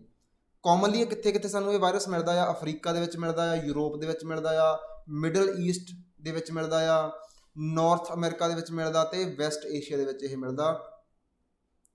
ਕੁਲੈਕਸ ਸਪੀਸ਼ੀਜ਼ ਜਿਹੜੀਆਂ ਆਫ ਮੋਸਕੀਟੋ ਆ ਉਹ ਪ੍ਰਿੰਸੀਪਲ ਵੈਕਟਰ ਆ ਟਰਾਂਸਮਿਸ਼ਨ ਦੇ ਵਿੱਚ, ਮਤਲਬ ਜਿਹੜੀ ਇੱਕ ਆਪਣੇ ਕੋਲੇ ਮੋਸਕੀਟੋ ਦੀ ਸਪੀਸ਼ੀ ਆ ਇਹ ਸਭ ਤੋਂ ਜ਼ਿਆਦਾ ਇਹਨੂੰ ਟਰਾਂਸਮਿਟ ਕਰਦੀ ਆ। ਨੋਰਮਲੀ ਜਿਹੜਾ ਇਨਫੈਕਟਡ ਮੋਸਕੀਟੋ ਹੁੰਦਾ ਆ, ਠੀਕ ਆ, ਉਹ ਟਰੈਵਲ ਕਰਵਾਉਂਦਾ, ਇਹ ਮੋਸਕੀਟੋ ਦਾ ਨਾਮ ਯਾਦ ਰੱਖਿਓ ਜਿਹੜਾ ਇਹਨੂੰ ਟਰੈਵਲ ਕਰਦਾ ਆ। ਅਤੇ ਜਿਹੜਾ ਇਨਫੈਕਟਡ ਮੋਸਕੀਟੋ ਆ ਉਹ ਇਹਨੂੰ ਟਰੈਵਲ ਕਰਦਾ between humans, animals include birds ਅਤੇ ਹੋਰ ਜਿੰਨੇ ਵੀ ਜਾਨਵਰ ਹੁੰਦੇ ਆ। ਮੀਨਸ ਇਹ ਇਨਸਾਨ ਤੋਂ ਜਾਨਵਰ, ਜਾਨਵਰ ਤੋਂ ਇਨਸਾਨ ਅਤੇ ਮੱਛਰ ਇਹਨੂੰ ਟਰੈਵਲ ਕਰਵਾਉਂਦਾ ਰਹਿੰਦਾ ਬਾਰ-ਬਾਰ। ਇਹ ਸਪਰੈਡ ਹੁੰਦੀ ਆ ਥਰੂ ਬਲੱਡ ਟਰਾਂਸਫਿਊਜ਼ਨ, ਮਤਲਬ ਜੇ ਬਲੱਡ ਅਸੀਂ ਬਦਲ ਦਿੱਤਾ ਤਾਂ ਵੀ ਹੋ ਜਾਂਦਾ। ਜੇ ਇਨਫੈਕਟਡ ਮਦਰ ਜਿਹੜੀ ਆ ਉਹ ਬੱਚੇ ਨੂੰ ਹੋ ਸਕਦੀ ਹੈ, ਇਨਫੈਕਟਡ ਮਦਰ ਤੋਂ ਬੱਚੇ ਨੂੰ ਹੋ ਸਕਦਾ ਆ। ਅਤੇ ਇਹ through exposure to the virus in laboratories, ਜੋ ਲੈਬੋਰਟਰੀਜ਼ ਹੁੰਦੀਆਂ ਆ ਉੱਥੋਂ ਵੀ ਵਾਇਰਸ ਫੈਲ ਸਕਦਾ ਆ। ਹੁਣ ਆਪਾਂ ਇੱਕ ਪਿਕਚਰ ਰਾਹੀਂ ਸਮਝਣ ਦੀ ਕੋਸ਼ਿਸ਼ ਕਰਦੇ ਹਾਂ, ਜਿਵੇਂ ਮੱਛਰ ਆਪਣੇ ਕੋਲ ਇੱਕ ਕੁਲੈਕਸ ਮੋਸਕੀਟੋ, ਇਹਦਾ ਨਾਮ ਯਾਦ ਰੱਖੋ, ਇਨਫੈਕਟਡ ਵਿਕਟਰ ਆ, ਇੱਕ ਵਿਕਟਰ ਡਿਜ਼ੀਜ਼ ਆ। ਇਹ ਹੋ ਸਕਦਾ ਪੰਛੀਆਂ ਨੂੰ ਕੱਟ ਦੇਵੇ ਤਾਂ ਪੰਛੀਆਂ ਨੂੰ ਹੋ ਜਾਊਗਾ, ਜੇ ਪੰਛੀਆਂ ਨੂੰ ਹੋਇਆ ਤਾਂ ਮੱਛਰ ਨੇ ਪੰਛੀਆਂ ਨੂੰ ਕੱਟਿਆ, ਇਹਨਾਂ ਵਿੱਚ ਆ ਗਿਆ, ਇੱਦਾਂ ਇਹ ਗਾਂ ਹਿਊਮਨ ਕੋਲ ਚਲਾ ਗਿਆ, ਐਨੀਮਲ ਕੋਲ ਚਲਾ ਗਿਆ, ਅਤੇ ਇੱਦਾਂ ਸਪਰੈਡ ਹੁੰਦਾ ਰਹਿੰਦਾ ਆ। ਅਤੇ ਇਹਦੇ ਪਿੱਛੇ ਰੀਜ਼ਨ ਹੁੰਦਾ ਸਭ ਤੋਂ ਵੱਡਾ ਜੀ ਮੱਛਰ। ਚਲੋ ਸਿੰਪਟਮ ਦੀ ਗੱਲ ਕਰੀਏ ਤਾਂ ਲਗਭਗ 80% ਇੱਦਾਂ ਦੇ ਕੇਸ ਆ ਜਿਹੜੇ ਕਿ ਅਸਿਮਟਮਿਕ ਆ, ਮਤਲਬ ਸਿੰਪਟਮ ਹੁੰਦੇ ਹੀ ਨਹੀਂ, ਪਤਾ ਹੀ ਨਹੀਂ ਲੱਗਦਾ। ਅਤੇ 20% ਕੇਸਾਂ ਦੇ ਵਿੱਚ ਸਿੰਪਟਮ ਹੁੰਦੇ ਆ, ਜਿਵੇਂ ਫੀਵਰ ਹੋ ਗਿਆ, ਹੈਡੇਕ ਹੋ ਗਿਆ, ਫਟੀਗ ਹੋ ਗਈ, ਬੋਡੀ ਐਚਿਸ ਹੋ ਗਿਆ, ਰੈਸ਼ਿਸ ਹੋ ਗਿਆ, ਕੁਛ ਇੱਦਾਂ ਦੇ ਥੋੜ੍ਹੀਆਂ ਪ੍ਰੋਬਲਮਸ ਆਉਂਦੀਆਂ ਹੁੰਦੀਆਂ। ਸਵੀਅਰ ਜਿਹੜੀ ਕੰਡੀਸ਼ਨ ਹੁੰਦੀ ਆ, ਸਵੀਅਰ ਇਨਫੈਕਸ਼ਨ ਜਦੋਂ ਹੁੰਦੀ ਆ ਉਹਦੇ ਨਾਲ ਕੀ ਹੋ ਜਾਊਗਾ, ਕਾਫੀ ਸਾਰੀ ਇਵਨ ਡੈਥ ਤੱਕ ਹੋ ਜਾਂਦੀ ਆ, ਇੰਨੀ ਇਹ ਖਤਰਨਾਕ ਬਿਮਾਰੀ ਆ। ਜੇ ਟ੍ਰੀਟਮੈਂਟ ਦੀ ਗੱਲ ਕਰੀਏ ਕੋਈ ਜ਼ਿਆਦਾ ਇਹਦਾ ਟ੍ਰੀਟਮੈਂਟ ਨਹੀਂ ਹੈਗਾ, ਹੌਸਪੀਟਲਾਈਜ਼ਡ ਹੋ ਜਾਂਦਾ ਆ, ਉੱਥੇ ਦੀ ਰੈਸਪੀਰੇਸ਼ਨ ਹੀ ਸਪੋਰਟ ਦਿੱਤਾ ਜਾਂਦਾ, ਮਤਲਬ ਇਹਨੂੰ ਆਕਸੀਜਨ ਵਗੈਰਾ ਦੇ ਦਿੱਤੀ ਜਾਂਦੀ ਆ ਅਤੇ ਇਹਨੂੰ ਪ੍ਰੀਵੈਂਟ ਕਰਨ ਦੀ ਕੋਸ਼ਿਸ਼ ਕੀਤੀ ਜਾਂਦੀ ਆ। ਇਹਦੀ ਕੋਈ ਵੀ ਵੈਕਸੀਨੇਸ਼ਨ ਨਹੀਂ ਹੈਗੀ, ਪਰਟੀਕੂਲਰ ਇਲਾਜ ਵੀ ਕੋਈ ਇਹਦਾ ਨਹੀਂ ਹੈਗਾ। ਠੀਕ ਹੈ ਜੀ, ਚਲੋ ਨੈਕਸਟ ਆਪਣੇ ਕੋਲ ਹੈਗਾ ਜੀ system of rice intensification, SRI, system of rice intensification. Expert ਨੇ ਕਿਹਾ ਆ ਕਿ ਜੋ ਸਿਸਟਮ ਆਫ ਰਾਈਸ ਇੰਸੈਂਟੀਫਿਕੇਸ਼ਨ ਆ is the beneficial for the soil environment and farmers. ਕਹਿੰਦੇ ਜਿਹੜੇ SRI ਆ, ਜਿਹੜਾ ਇਸ ਸਿਸਟਮ ਆਫ ਰਾਈਸ ਦੀ ਮੈਂ ਦੱਸਦਾ ਕਿ ਇੱਕ ਨਵੀਂ ਟੈਕਨੀਕ ਹੈ ਜਿਹਨਾਂ ਅਸੀਂ ਇਸ ਆਪਣੀ ਰਾਈਸ ਦੀ ਐਗਰੀਕਲਚਰ ਨੂੰ ਕਰਦੇ ਹਾਂ, ਇਸ ਫਾਰਮਿੰਗ ਨੂੰ ਕਰਦੇ ਹਾਂ, ਉਹਦੇ ਨਾਲ ਕਹਿੰਦੇ ਸੋਇਲ ਨੂੰ ਬੈਨੀਫਿਟ ਹੋਊਗਾ, ਐਨਵਾਇਰਨਮੈਂਟ ਨੂੰ ਬੈਨੀਫਿਟ ਹੋਊਗਾ ਅਤੇ ਫਾਰਮਰਸ ਨੂੰ ਵੀ ਬੈਨੀਫਿਟ ਹੋਊਗਾ। ਹੁਣ ਆਪਾਂ ਦੇਖਦੇ ਹਾਂ ਜੀ ਕਿੱਦਾਂ। ਵੈਸੇ ਹੁੰਦੀ ਕੀ ਆ, ਨੋਰਮਲੀ ਆਪਾਂ ਜਿਹੜਾ ਝੋਨਾ ਉਹ ਲਾਉਣੇ ਆ ਜਾਂ ਆਪਾਂ ਕਹਿੰਦੇ ਆ ਜੀਰੀ ਜਿਹਨੂੰ ਕਹਿੰਦੇ ਆ, ਜਾਂ ਰਾਈਸ ਦੀ ਕਲਟੀਵੇਸ਼ਨ ਆ, ਅਸੀਂ ਕੱਦੂ ਕਰਦੇ ਹਾਂ ਫਿਰ ਅਸੀਂ ਲਾਉਣੇ ਆ। ਠੀਕ ਆ, ਇਹ ਕੀ ਕਹਿੰਦੇ ਆ, ਇੱਕ ਵਾਰ ਇੱਦਾਂ ਲਾਓ, ਇੰਨਾ ਥੋੜ੍ਹਾ ਡਿਸਟੈਂਸ ਰੱਖੋ ਦੂਰ, ਅਤੇ ਉਦੋਂ ਬਾਅਦ ਇਹਦੇ ਵਿੱਚ ਇੱਦਾਂ ਗੁਡਾਈ ਵਗੈਰਾ ਕਰਦੇ ਰਹੋ, ਜਿਹਦੇ ਵਿੱਚ ਕੁਛ ਨਾ ਕੁਛ ਨਦੀਨ ਵਗੈਰਾ ਹੁੰਦੇ ਆ, ਤਾਂ ਉਹਦੇ ਲਈ ਇਹ ਤਰੀਕਿਆਂ ਨਾਲ ਦੱਸਿਆ। ਸਭ ਤੋਂ ਪਹਿਲਾਂ ਜਿਹੜਾ SRI ਆ, ਨਾਮ ਹੁਣ ਤੁਹਾਨੂੰ ਯਾਦ ਹੋਊਗਾ, ਸਿਸਟਮ ਆਫ ਰਾਈਸ ਇੰਟੈਂਸੀਫਿਕੇਸ਼ਨ, ਬਾਰ-ਬਾਰ ਮੈਂ ਨਹੀਂ ਲੈਣਾ, ਆਪਾਂ SRI ਦੇ ਨਾਮ ਨਾਲ ਇਹਨੂੰ ਜਾਣਾਂਗੇ। ਸਭ ਤੋਂ ਪਹਿਲਾਂ ਇਹਨੂੰ ਡਿਵੈਲਪ ਕੀਤਾ ਗਿਆ ਮਡਾਗਾਸਕਰ ਦੇ ਵਿੱਚ 1980 ਦੇ ਵਿੱਚ, 1980 ਵਿੱਚ ਇਹਨੂੰ ਮਡਾਗਾਸਕਰ 'ਚ ਡਿਵੈਲਪ ਕੀਤਾ ਗਿਆ ਸੀਗਾ। ਇਹਦੇ ਵਿੱਚ ਕੀ ਹੁੰਦਾ ਜੀ, ਕਾਫੀ ਵਧੀਆ ਕਲਟੀਵੇਸ਼ਨ ਆ, ਜਿੱਥੇ ਆਪਾਂ ਰਾਈਸ ਦੀ ਕਲਟੀਵੇਸ਼ਨ ਕਰਦੇ ਆ ਵਿਦ ਕਾਫੀ ਔਰਗੈਨਿਕ ਮੈਟਰ ਦੇ ਨਾਲ, ਔਰਗੈਨਿਕ ਮੈਨਿਓਰ ਦੇ ਨਾਲ ਜਿੰਨਾ ਪੋਸੀਬਲ ਹੋ ਸਕੇ। ਇੱਥੇ ਜਿਹੜੇ ਸੀਡਿੰਗ ਪਲਾਂਟ ਹੁੰਦੇ ਆ ਥੋੜ੍ਹੇ ਜਿਹੇ ਵੱਡੇ ਹੋਏ ਹੁੰਦੇ ਆ, ਉਹਨਾਂ ਨੂੰ ਅਸੀਂ ਲਾ ਦਿੰਦੇ ਆ ਇੱਕ ਸਪੇਸ ਤੇ, ਵਾਈਡਰ ਸਪੇਸ, ਮਤਲਬ ਸਪੇਸ ਹੁੰਦਾ ਹੈ ਪਰਟੀਕੂਲਰ ਇੱਕ ਸਕੁਐਰਡ ਪੈਟਰਨ। ਠੀਕ ਹੈ, ਮੈਂ ਦਿਖਾਉਣ ਦੀ ਕੋਸ਼ਿਸ਼ ਕਰਦਾ ਤੁਹਾਨੂੰ। ਦੇਖੋ ਇੱਕ ਸਕੁਐਰ ਪੈਟਰਨ ਆ, ਮਤਲਬ ਇੱਦਾਂ ਇੱਦਾਂ ਇੱਦਾਂ ਸਾਰੇ ਪਾਸੇ ਨੂੰ ਸੇਮ ਡਿਸਟੈਂਸ ਹੋਊਗਾ ਇਹਨਾਂ ਪਲਾਂਟਸ ਦੇ ਵਿੱਚ, ਇੱਦਾਂ ਇਹਨੂੰ ਲਾਇਆ ਜਾਂਦਾ। ਉਸ ਤੋਂ ਬਾਅਦ ਜਿਹੜੇ ਇੰਟਰਮੀਡੀਏਟ ਇਰੀਗੇਸ਼ਨ ਹੁੰਦੀ ਆ ਫਿਰ ਦਿੱਤੀ ਜਾਂਦੀ ਆ। ਸੋਇਲ ਨੂੰ ਬਸ ਮੋਇਸਚਰ 'ਚ ਰੱਖਣਾ, ਆਪਾਂ ਪਾਣੀ 'ਚ ਜਮ੍ਹਾਂ ਨਹੀਂ ਕਰਨਾ, ਸੋਇਲ ਨੂੰ ਮੋਇਸਚਰ ਦੇਣਾ ਆ। ਕਦੇ ਕਦੇ ਪਾਣੀ ਲਾਤਾ ਜਦੋਂ ਲੱਗਿਆ ਸੁੱਕਦਾ ਆ, ਨਹੀਂ ਤਾਂ ਪਾਣੀ ਨਹੀਂ ਲਾਉਣਾ, ਮਤਲਬ ਪਾਣੀ ਬਹੁਤ ਘੱਟ ਲਾਉਣ ਦੀ ਲੋੜ ਪੈਂਦੀ ਆ। ਨਾ ਕਿ ਇੱਦਾਂ ਕਿ ਜਿਵੇਂ ਆਪਾਂ ਨੋਰਮਲੀ ਉਹ ਜਿਹੜੇ ਦੂਜਾ ਹੁੰਦਾ ਕਿ ਉਹਦੇ 'ਚ ਪਾਣੀ ਜਮ੍ਹਾਂ ਹੀ ਰੱਖਣਾ। ਜਿਹਦੇ ਵਿੱਚ ਵੀਡਸ ਹੁੰਦੇ ਆ, ਘਾਹ ਵਗੈਰਾ ਹੁੰਦਾ, ਉਹਦੇ ਲਈ ਇੰਟਰ ਕਲਟੀਵੇਸ਼ਨ ਹੁੰਦੀ ਆ। ਉਹ ਜਿਵੇਂ ਤੁਹਾਨੂੰ ਉੱਪਰ ਦਿਖਾਇਆ ਜੀ ਇੱਦਾਂ ਹੋਊਗਾ, ਦੇਖੋ ਇੰਟਰ ਕਲਟੀਵੇਸ਼ਨ, ਕਿਉਂਕਿ ਜਗ੍ਹਾ ਹੁੰਦੀ ਆ, ਤੁਸੀਂ ਇੱਦਾਂ ਦੀਆਂ ਮਸ਼ੀਨਾਂ ਦੇ ਨਾਲ ਇੱਥੇ ਇੰਟਰ ਕਲਟੀਵੇਸ਼ਨ ਕਰ ਸਕਦੇ ਹੋ। ਠੀਕ ਆ, ਇਹਦੇ ਨਾਲ ਕੀ ਹੁੰਦਾ ਜੀ, ਵਾਟਰ ਤੇ ਇਨਵਾਇਰਮੈਂਟਲ ਸੇਵ ਹੁੰਦਾ। ਇੱਕ ਵਾਟਰ ਸੇਵਿੰਗ ਟੈਕਨੀਕ ਵੀ ਆ ਤੇ ਇਨਵਾਇਰਮੈਂਟਲ ਸੇਵਿੰਗ ਟੈਕਨੀਕ ਵੀ ਆ, ਤੇ ਲਗਭਗ 15 ਤੋਂ 20% ਗਰਾਊਂਡ ਵਾਟਰ ਇਹਦੇ ਨਾਲ ਸੇਵ ਹੁੰਦਾ। ਦੇਖੋ ਜੀ ਕਿੰਨਾ ਇੱਕ ਵਧੀਆ ਸਕੀਮ ਆ। ਹਾਂ, ਇਹਦੇ ਨਾਲ ਜੇ ਕਹੀਏ ਪ੍ਰੋਡਕਟੀਵਿਟੀ ਵੀ ਇੰਪਰੂਵ ਹੁੰਦੀ ਆ। ਇਹਦਾ ਮਤਲਬ ਇਹ ਨਹੀਂ ਕਿ ਪ੍ਰੋਡਕਟੀਵਿਟੀ ਘਟ ਗਈ ਆ, ਪ੍ਰੋਡਕਟੀਵਿਟੀ ਵੀ ਵਧੀਆ ਹੁੰਦੀ ਆ। ਜਿਹੜੀ ਪ੍ਰੋਡਕਟੀਵਿਟੀ ਇਹਦੀ ਹੁੰਦੀ ਆ ਉਹ ਲਗਭਗ ਜਿਹੜਾ ਆਪਣਾ ਟ੍ਰੈਡੀਸ਼ਨਲ ਜਾਂ ਕਨਵੈਨਸ਼ਨਲ ਮੈਥਡ ਆ ਜਿਹੜਾ ਆਪਾਂ ਲਾਉਂਦੇ ਆ ਰਾਈਸ, ਉਹਦੇ ਨਾਲੋਂ ਜ਼ਿਆਦਾ ਜਾਂ ਉਹਦੇ ਲਗਭਗ ਤਾਂ ਇਕੁਅਲ ਹੁੰਦੀ ਆ, ਉਹਦੇ ਬਰਾਬਰ ਵੀ ਹੁੰਦੀ ਆ, ਉਹਦੇ ਨਾਲੋਂ ਜ਼ਿਆਦਾ ਵੀ ਹੁੰਦੀ ਆ। ਹੁਣ ਜੇ ਸਾਨੂੰ ਉਸੇ ਦੇ ਇਕੁਅਲ ਸਾਨੂੰ ਕਲਟੀਵੇਸ਼ਨ ਦੇ ਵਿੱਚ ਆਪਾਂ ਨੂੰ ਕਰਕੇ ਉਨੀ ਪ੍ਰੋਡਕਸ਼ਨ ਮਿਲ ਰਹੀ ਆ ਤੇ ਸਾਡਾ ਪਾਣੀ ਘੱਟ ਲੱਗ ਰਿਹਾ ਆ, ਸਾਨੂੰ ਘੱਟ ਸੀਡ ਯੂਜ਼ ਕਰਨ ਦੀ ਲੋੜ ਆ ਤੇ ਲੈਸ ਕੈਮੀਕਲ ਯੂਜ਼ ਕਰਨ ਦੀ ਲੋੜ ਆ, ਇਟ ਮੀਨਸ ਸਾਡੀ ਇਨਪੁੱਟ ਕੋਸਟ ਘੱਟ ਗਈ ਤੇ ਸਾਡੀ ਜਿਹੜੀ ਆ ਪ੍ਰੋਡਕਸ਼ਨ ਉਨੀ ਹੀ ਆ, ਤਾਂ ਸਾਡੇ ਲਈ ਇਹ ਵਧੀਆ ਚੀਜ਼ ਹੈ ਜੀ। ਆਪਾਂ ਵਰਕਿੰਗ ਦੀ ਗੱਲ ਕਰੀਏ, ਫੀਲਡ ਨੂੰ ਪਹਿਲਾਂ ਆਪਾਂ ਵਾਹੁਣਾ ਆ ਜੀ, ਪਲੋ ਕਰਨਾ ਆ, ਤਿਆਰ ਕੀਤਾ, ਫਿਰ ਲੇਜ਼ਰ ਮਾਰਕ ਨੂੰ ਪੱਧਰਾ ਕਰ ਲੈਣਾ ਆ, ਉਹਦੇ 'ਚ ਇਰੀਗੇਸ਼ਨ ਕਰਵਾ ਦੇਣੀ, ਮਤਲਬ ਪਾਣੀ ਇੱਕ ਵਾਰ ਲਾ ਦੇਣਾ, ਇਹਨੂੰ ਫਲੱਡਿੰਗ ਨਹੀਂ ਕਰਵਾਉਣਾ ਜਿਵੇਂ ਆਪਾਂ ਨੋਰਮਲੀ ਝੋਨੇ ਵਿੱਚ ਕੱਦੂ ਵਗੈਰਾ ਕਰਦੇ ਹਾਂ, ਉੱਦਾਂ ਨਹੀਂ ਕਰਨਾ। ਇੱਕ ਵਾਰ ਪਾਣੀ ਜਮ੍ਹਾਂ ਕਰਕੇ ਉਹਦੇ ਨਾਲ ਫਿਰ ਆਪਾਂ ਜੋ 10 ਤੋਂ 12 ਦਿਨ ਦੀ ਜਿਹੜੀ ਪਨੀਰੀ ਹੋ ਗਈ ਆ ਉਹਨੂੰ ਲਾ ਦੇਣਾ ਜੀ ਆਪਾਂ। ਤੇ ਜੋ ਟਰਾਂਸਪਲਾਂਟ ਆ ਉਹ ਲਾਈਨ ਦੇ ਵਿੱਚ ਕਰਨਾ ਆ, ਜਿਵੇਂ ਆਪਾਂ ਦੱਸਿਆ ਕਿ ਡਿਸਟੈਂਸ ਹੋਊਗਾ ਪ੍ਰੋਪਰਲੀ 10 ਇੰਚ ਦਾ ਡਿਸਟੈਂਸ ਉਸ ਦੇ ਚਾਰੇ ਪਾਸੇ ਹੋਊਗਾ, ਇੱਕ ਬਾਕਸ ਟਾਈਪ ਬਣੂਗਾ, 10-10 ਇੰਚ ਦੇ ਲਾ ਦੇਣਾ ਜੀ। ਇਹਦਾ ਲਾਈਨ ਬਣਾਉਣ ਦਾ ਪਰਪਸ ਕੀ ਆ ਕਿ ਜਦੋਂ ਇੱਥੇ ਕੋਈ ਪ੍ਰੋਬਲਮ ਆਵੇ ਤਾਂ ਆਪਾਂ ਉਹਦੇ ਵਿੱਚੋਂ ਵੀਡ ਵਗੈਰਾ ਨੂੰ ਕੱਢ ਦਈਏ। ਜਿਵੇਂ ਆਪਣੇ ਕੋਲ DSR ਆ, ਡਾਇਰੈਕਟ ਸੀਡਿੰਗ ਰਾਈਸ ਵੀ ਇੱਕ ਸਕੀਮ ਹੈਗੀ ਆ, ਉਸ ਟੈਕਨੀਕ ਦੇ ਨਾਲ ਥੋੜ੍ਹਾ ਅਲੱਗ ਆ।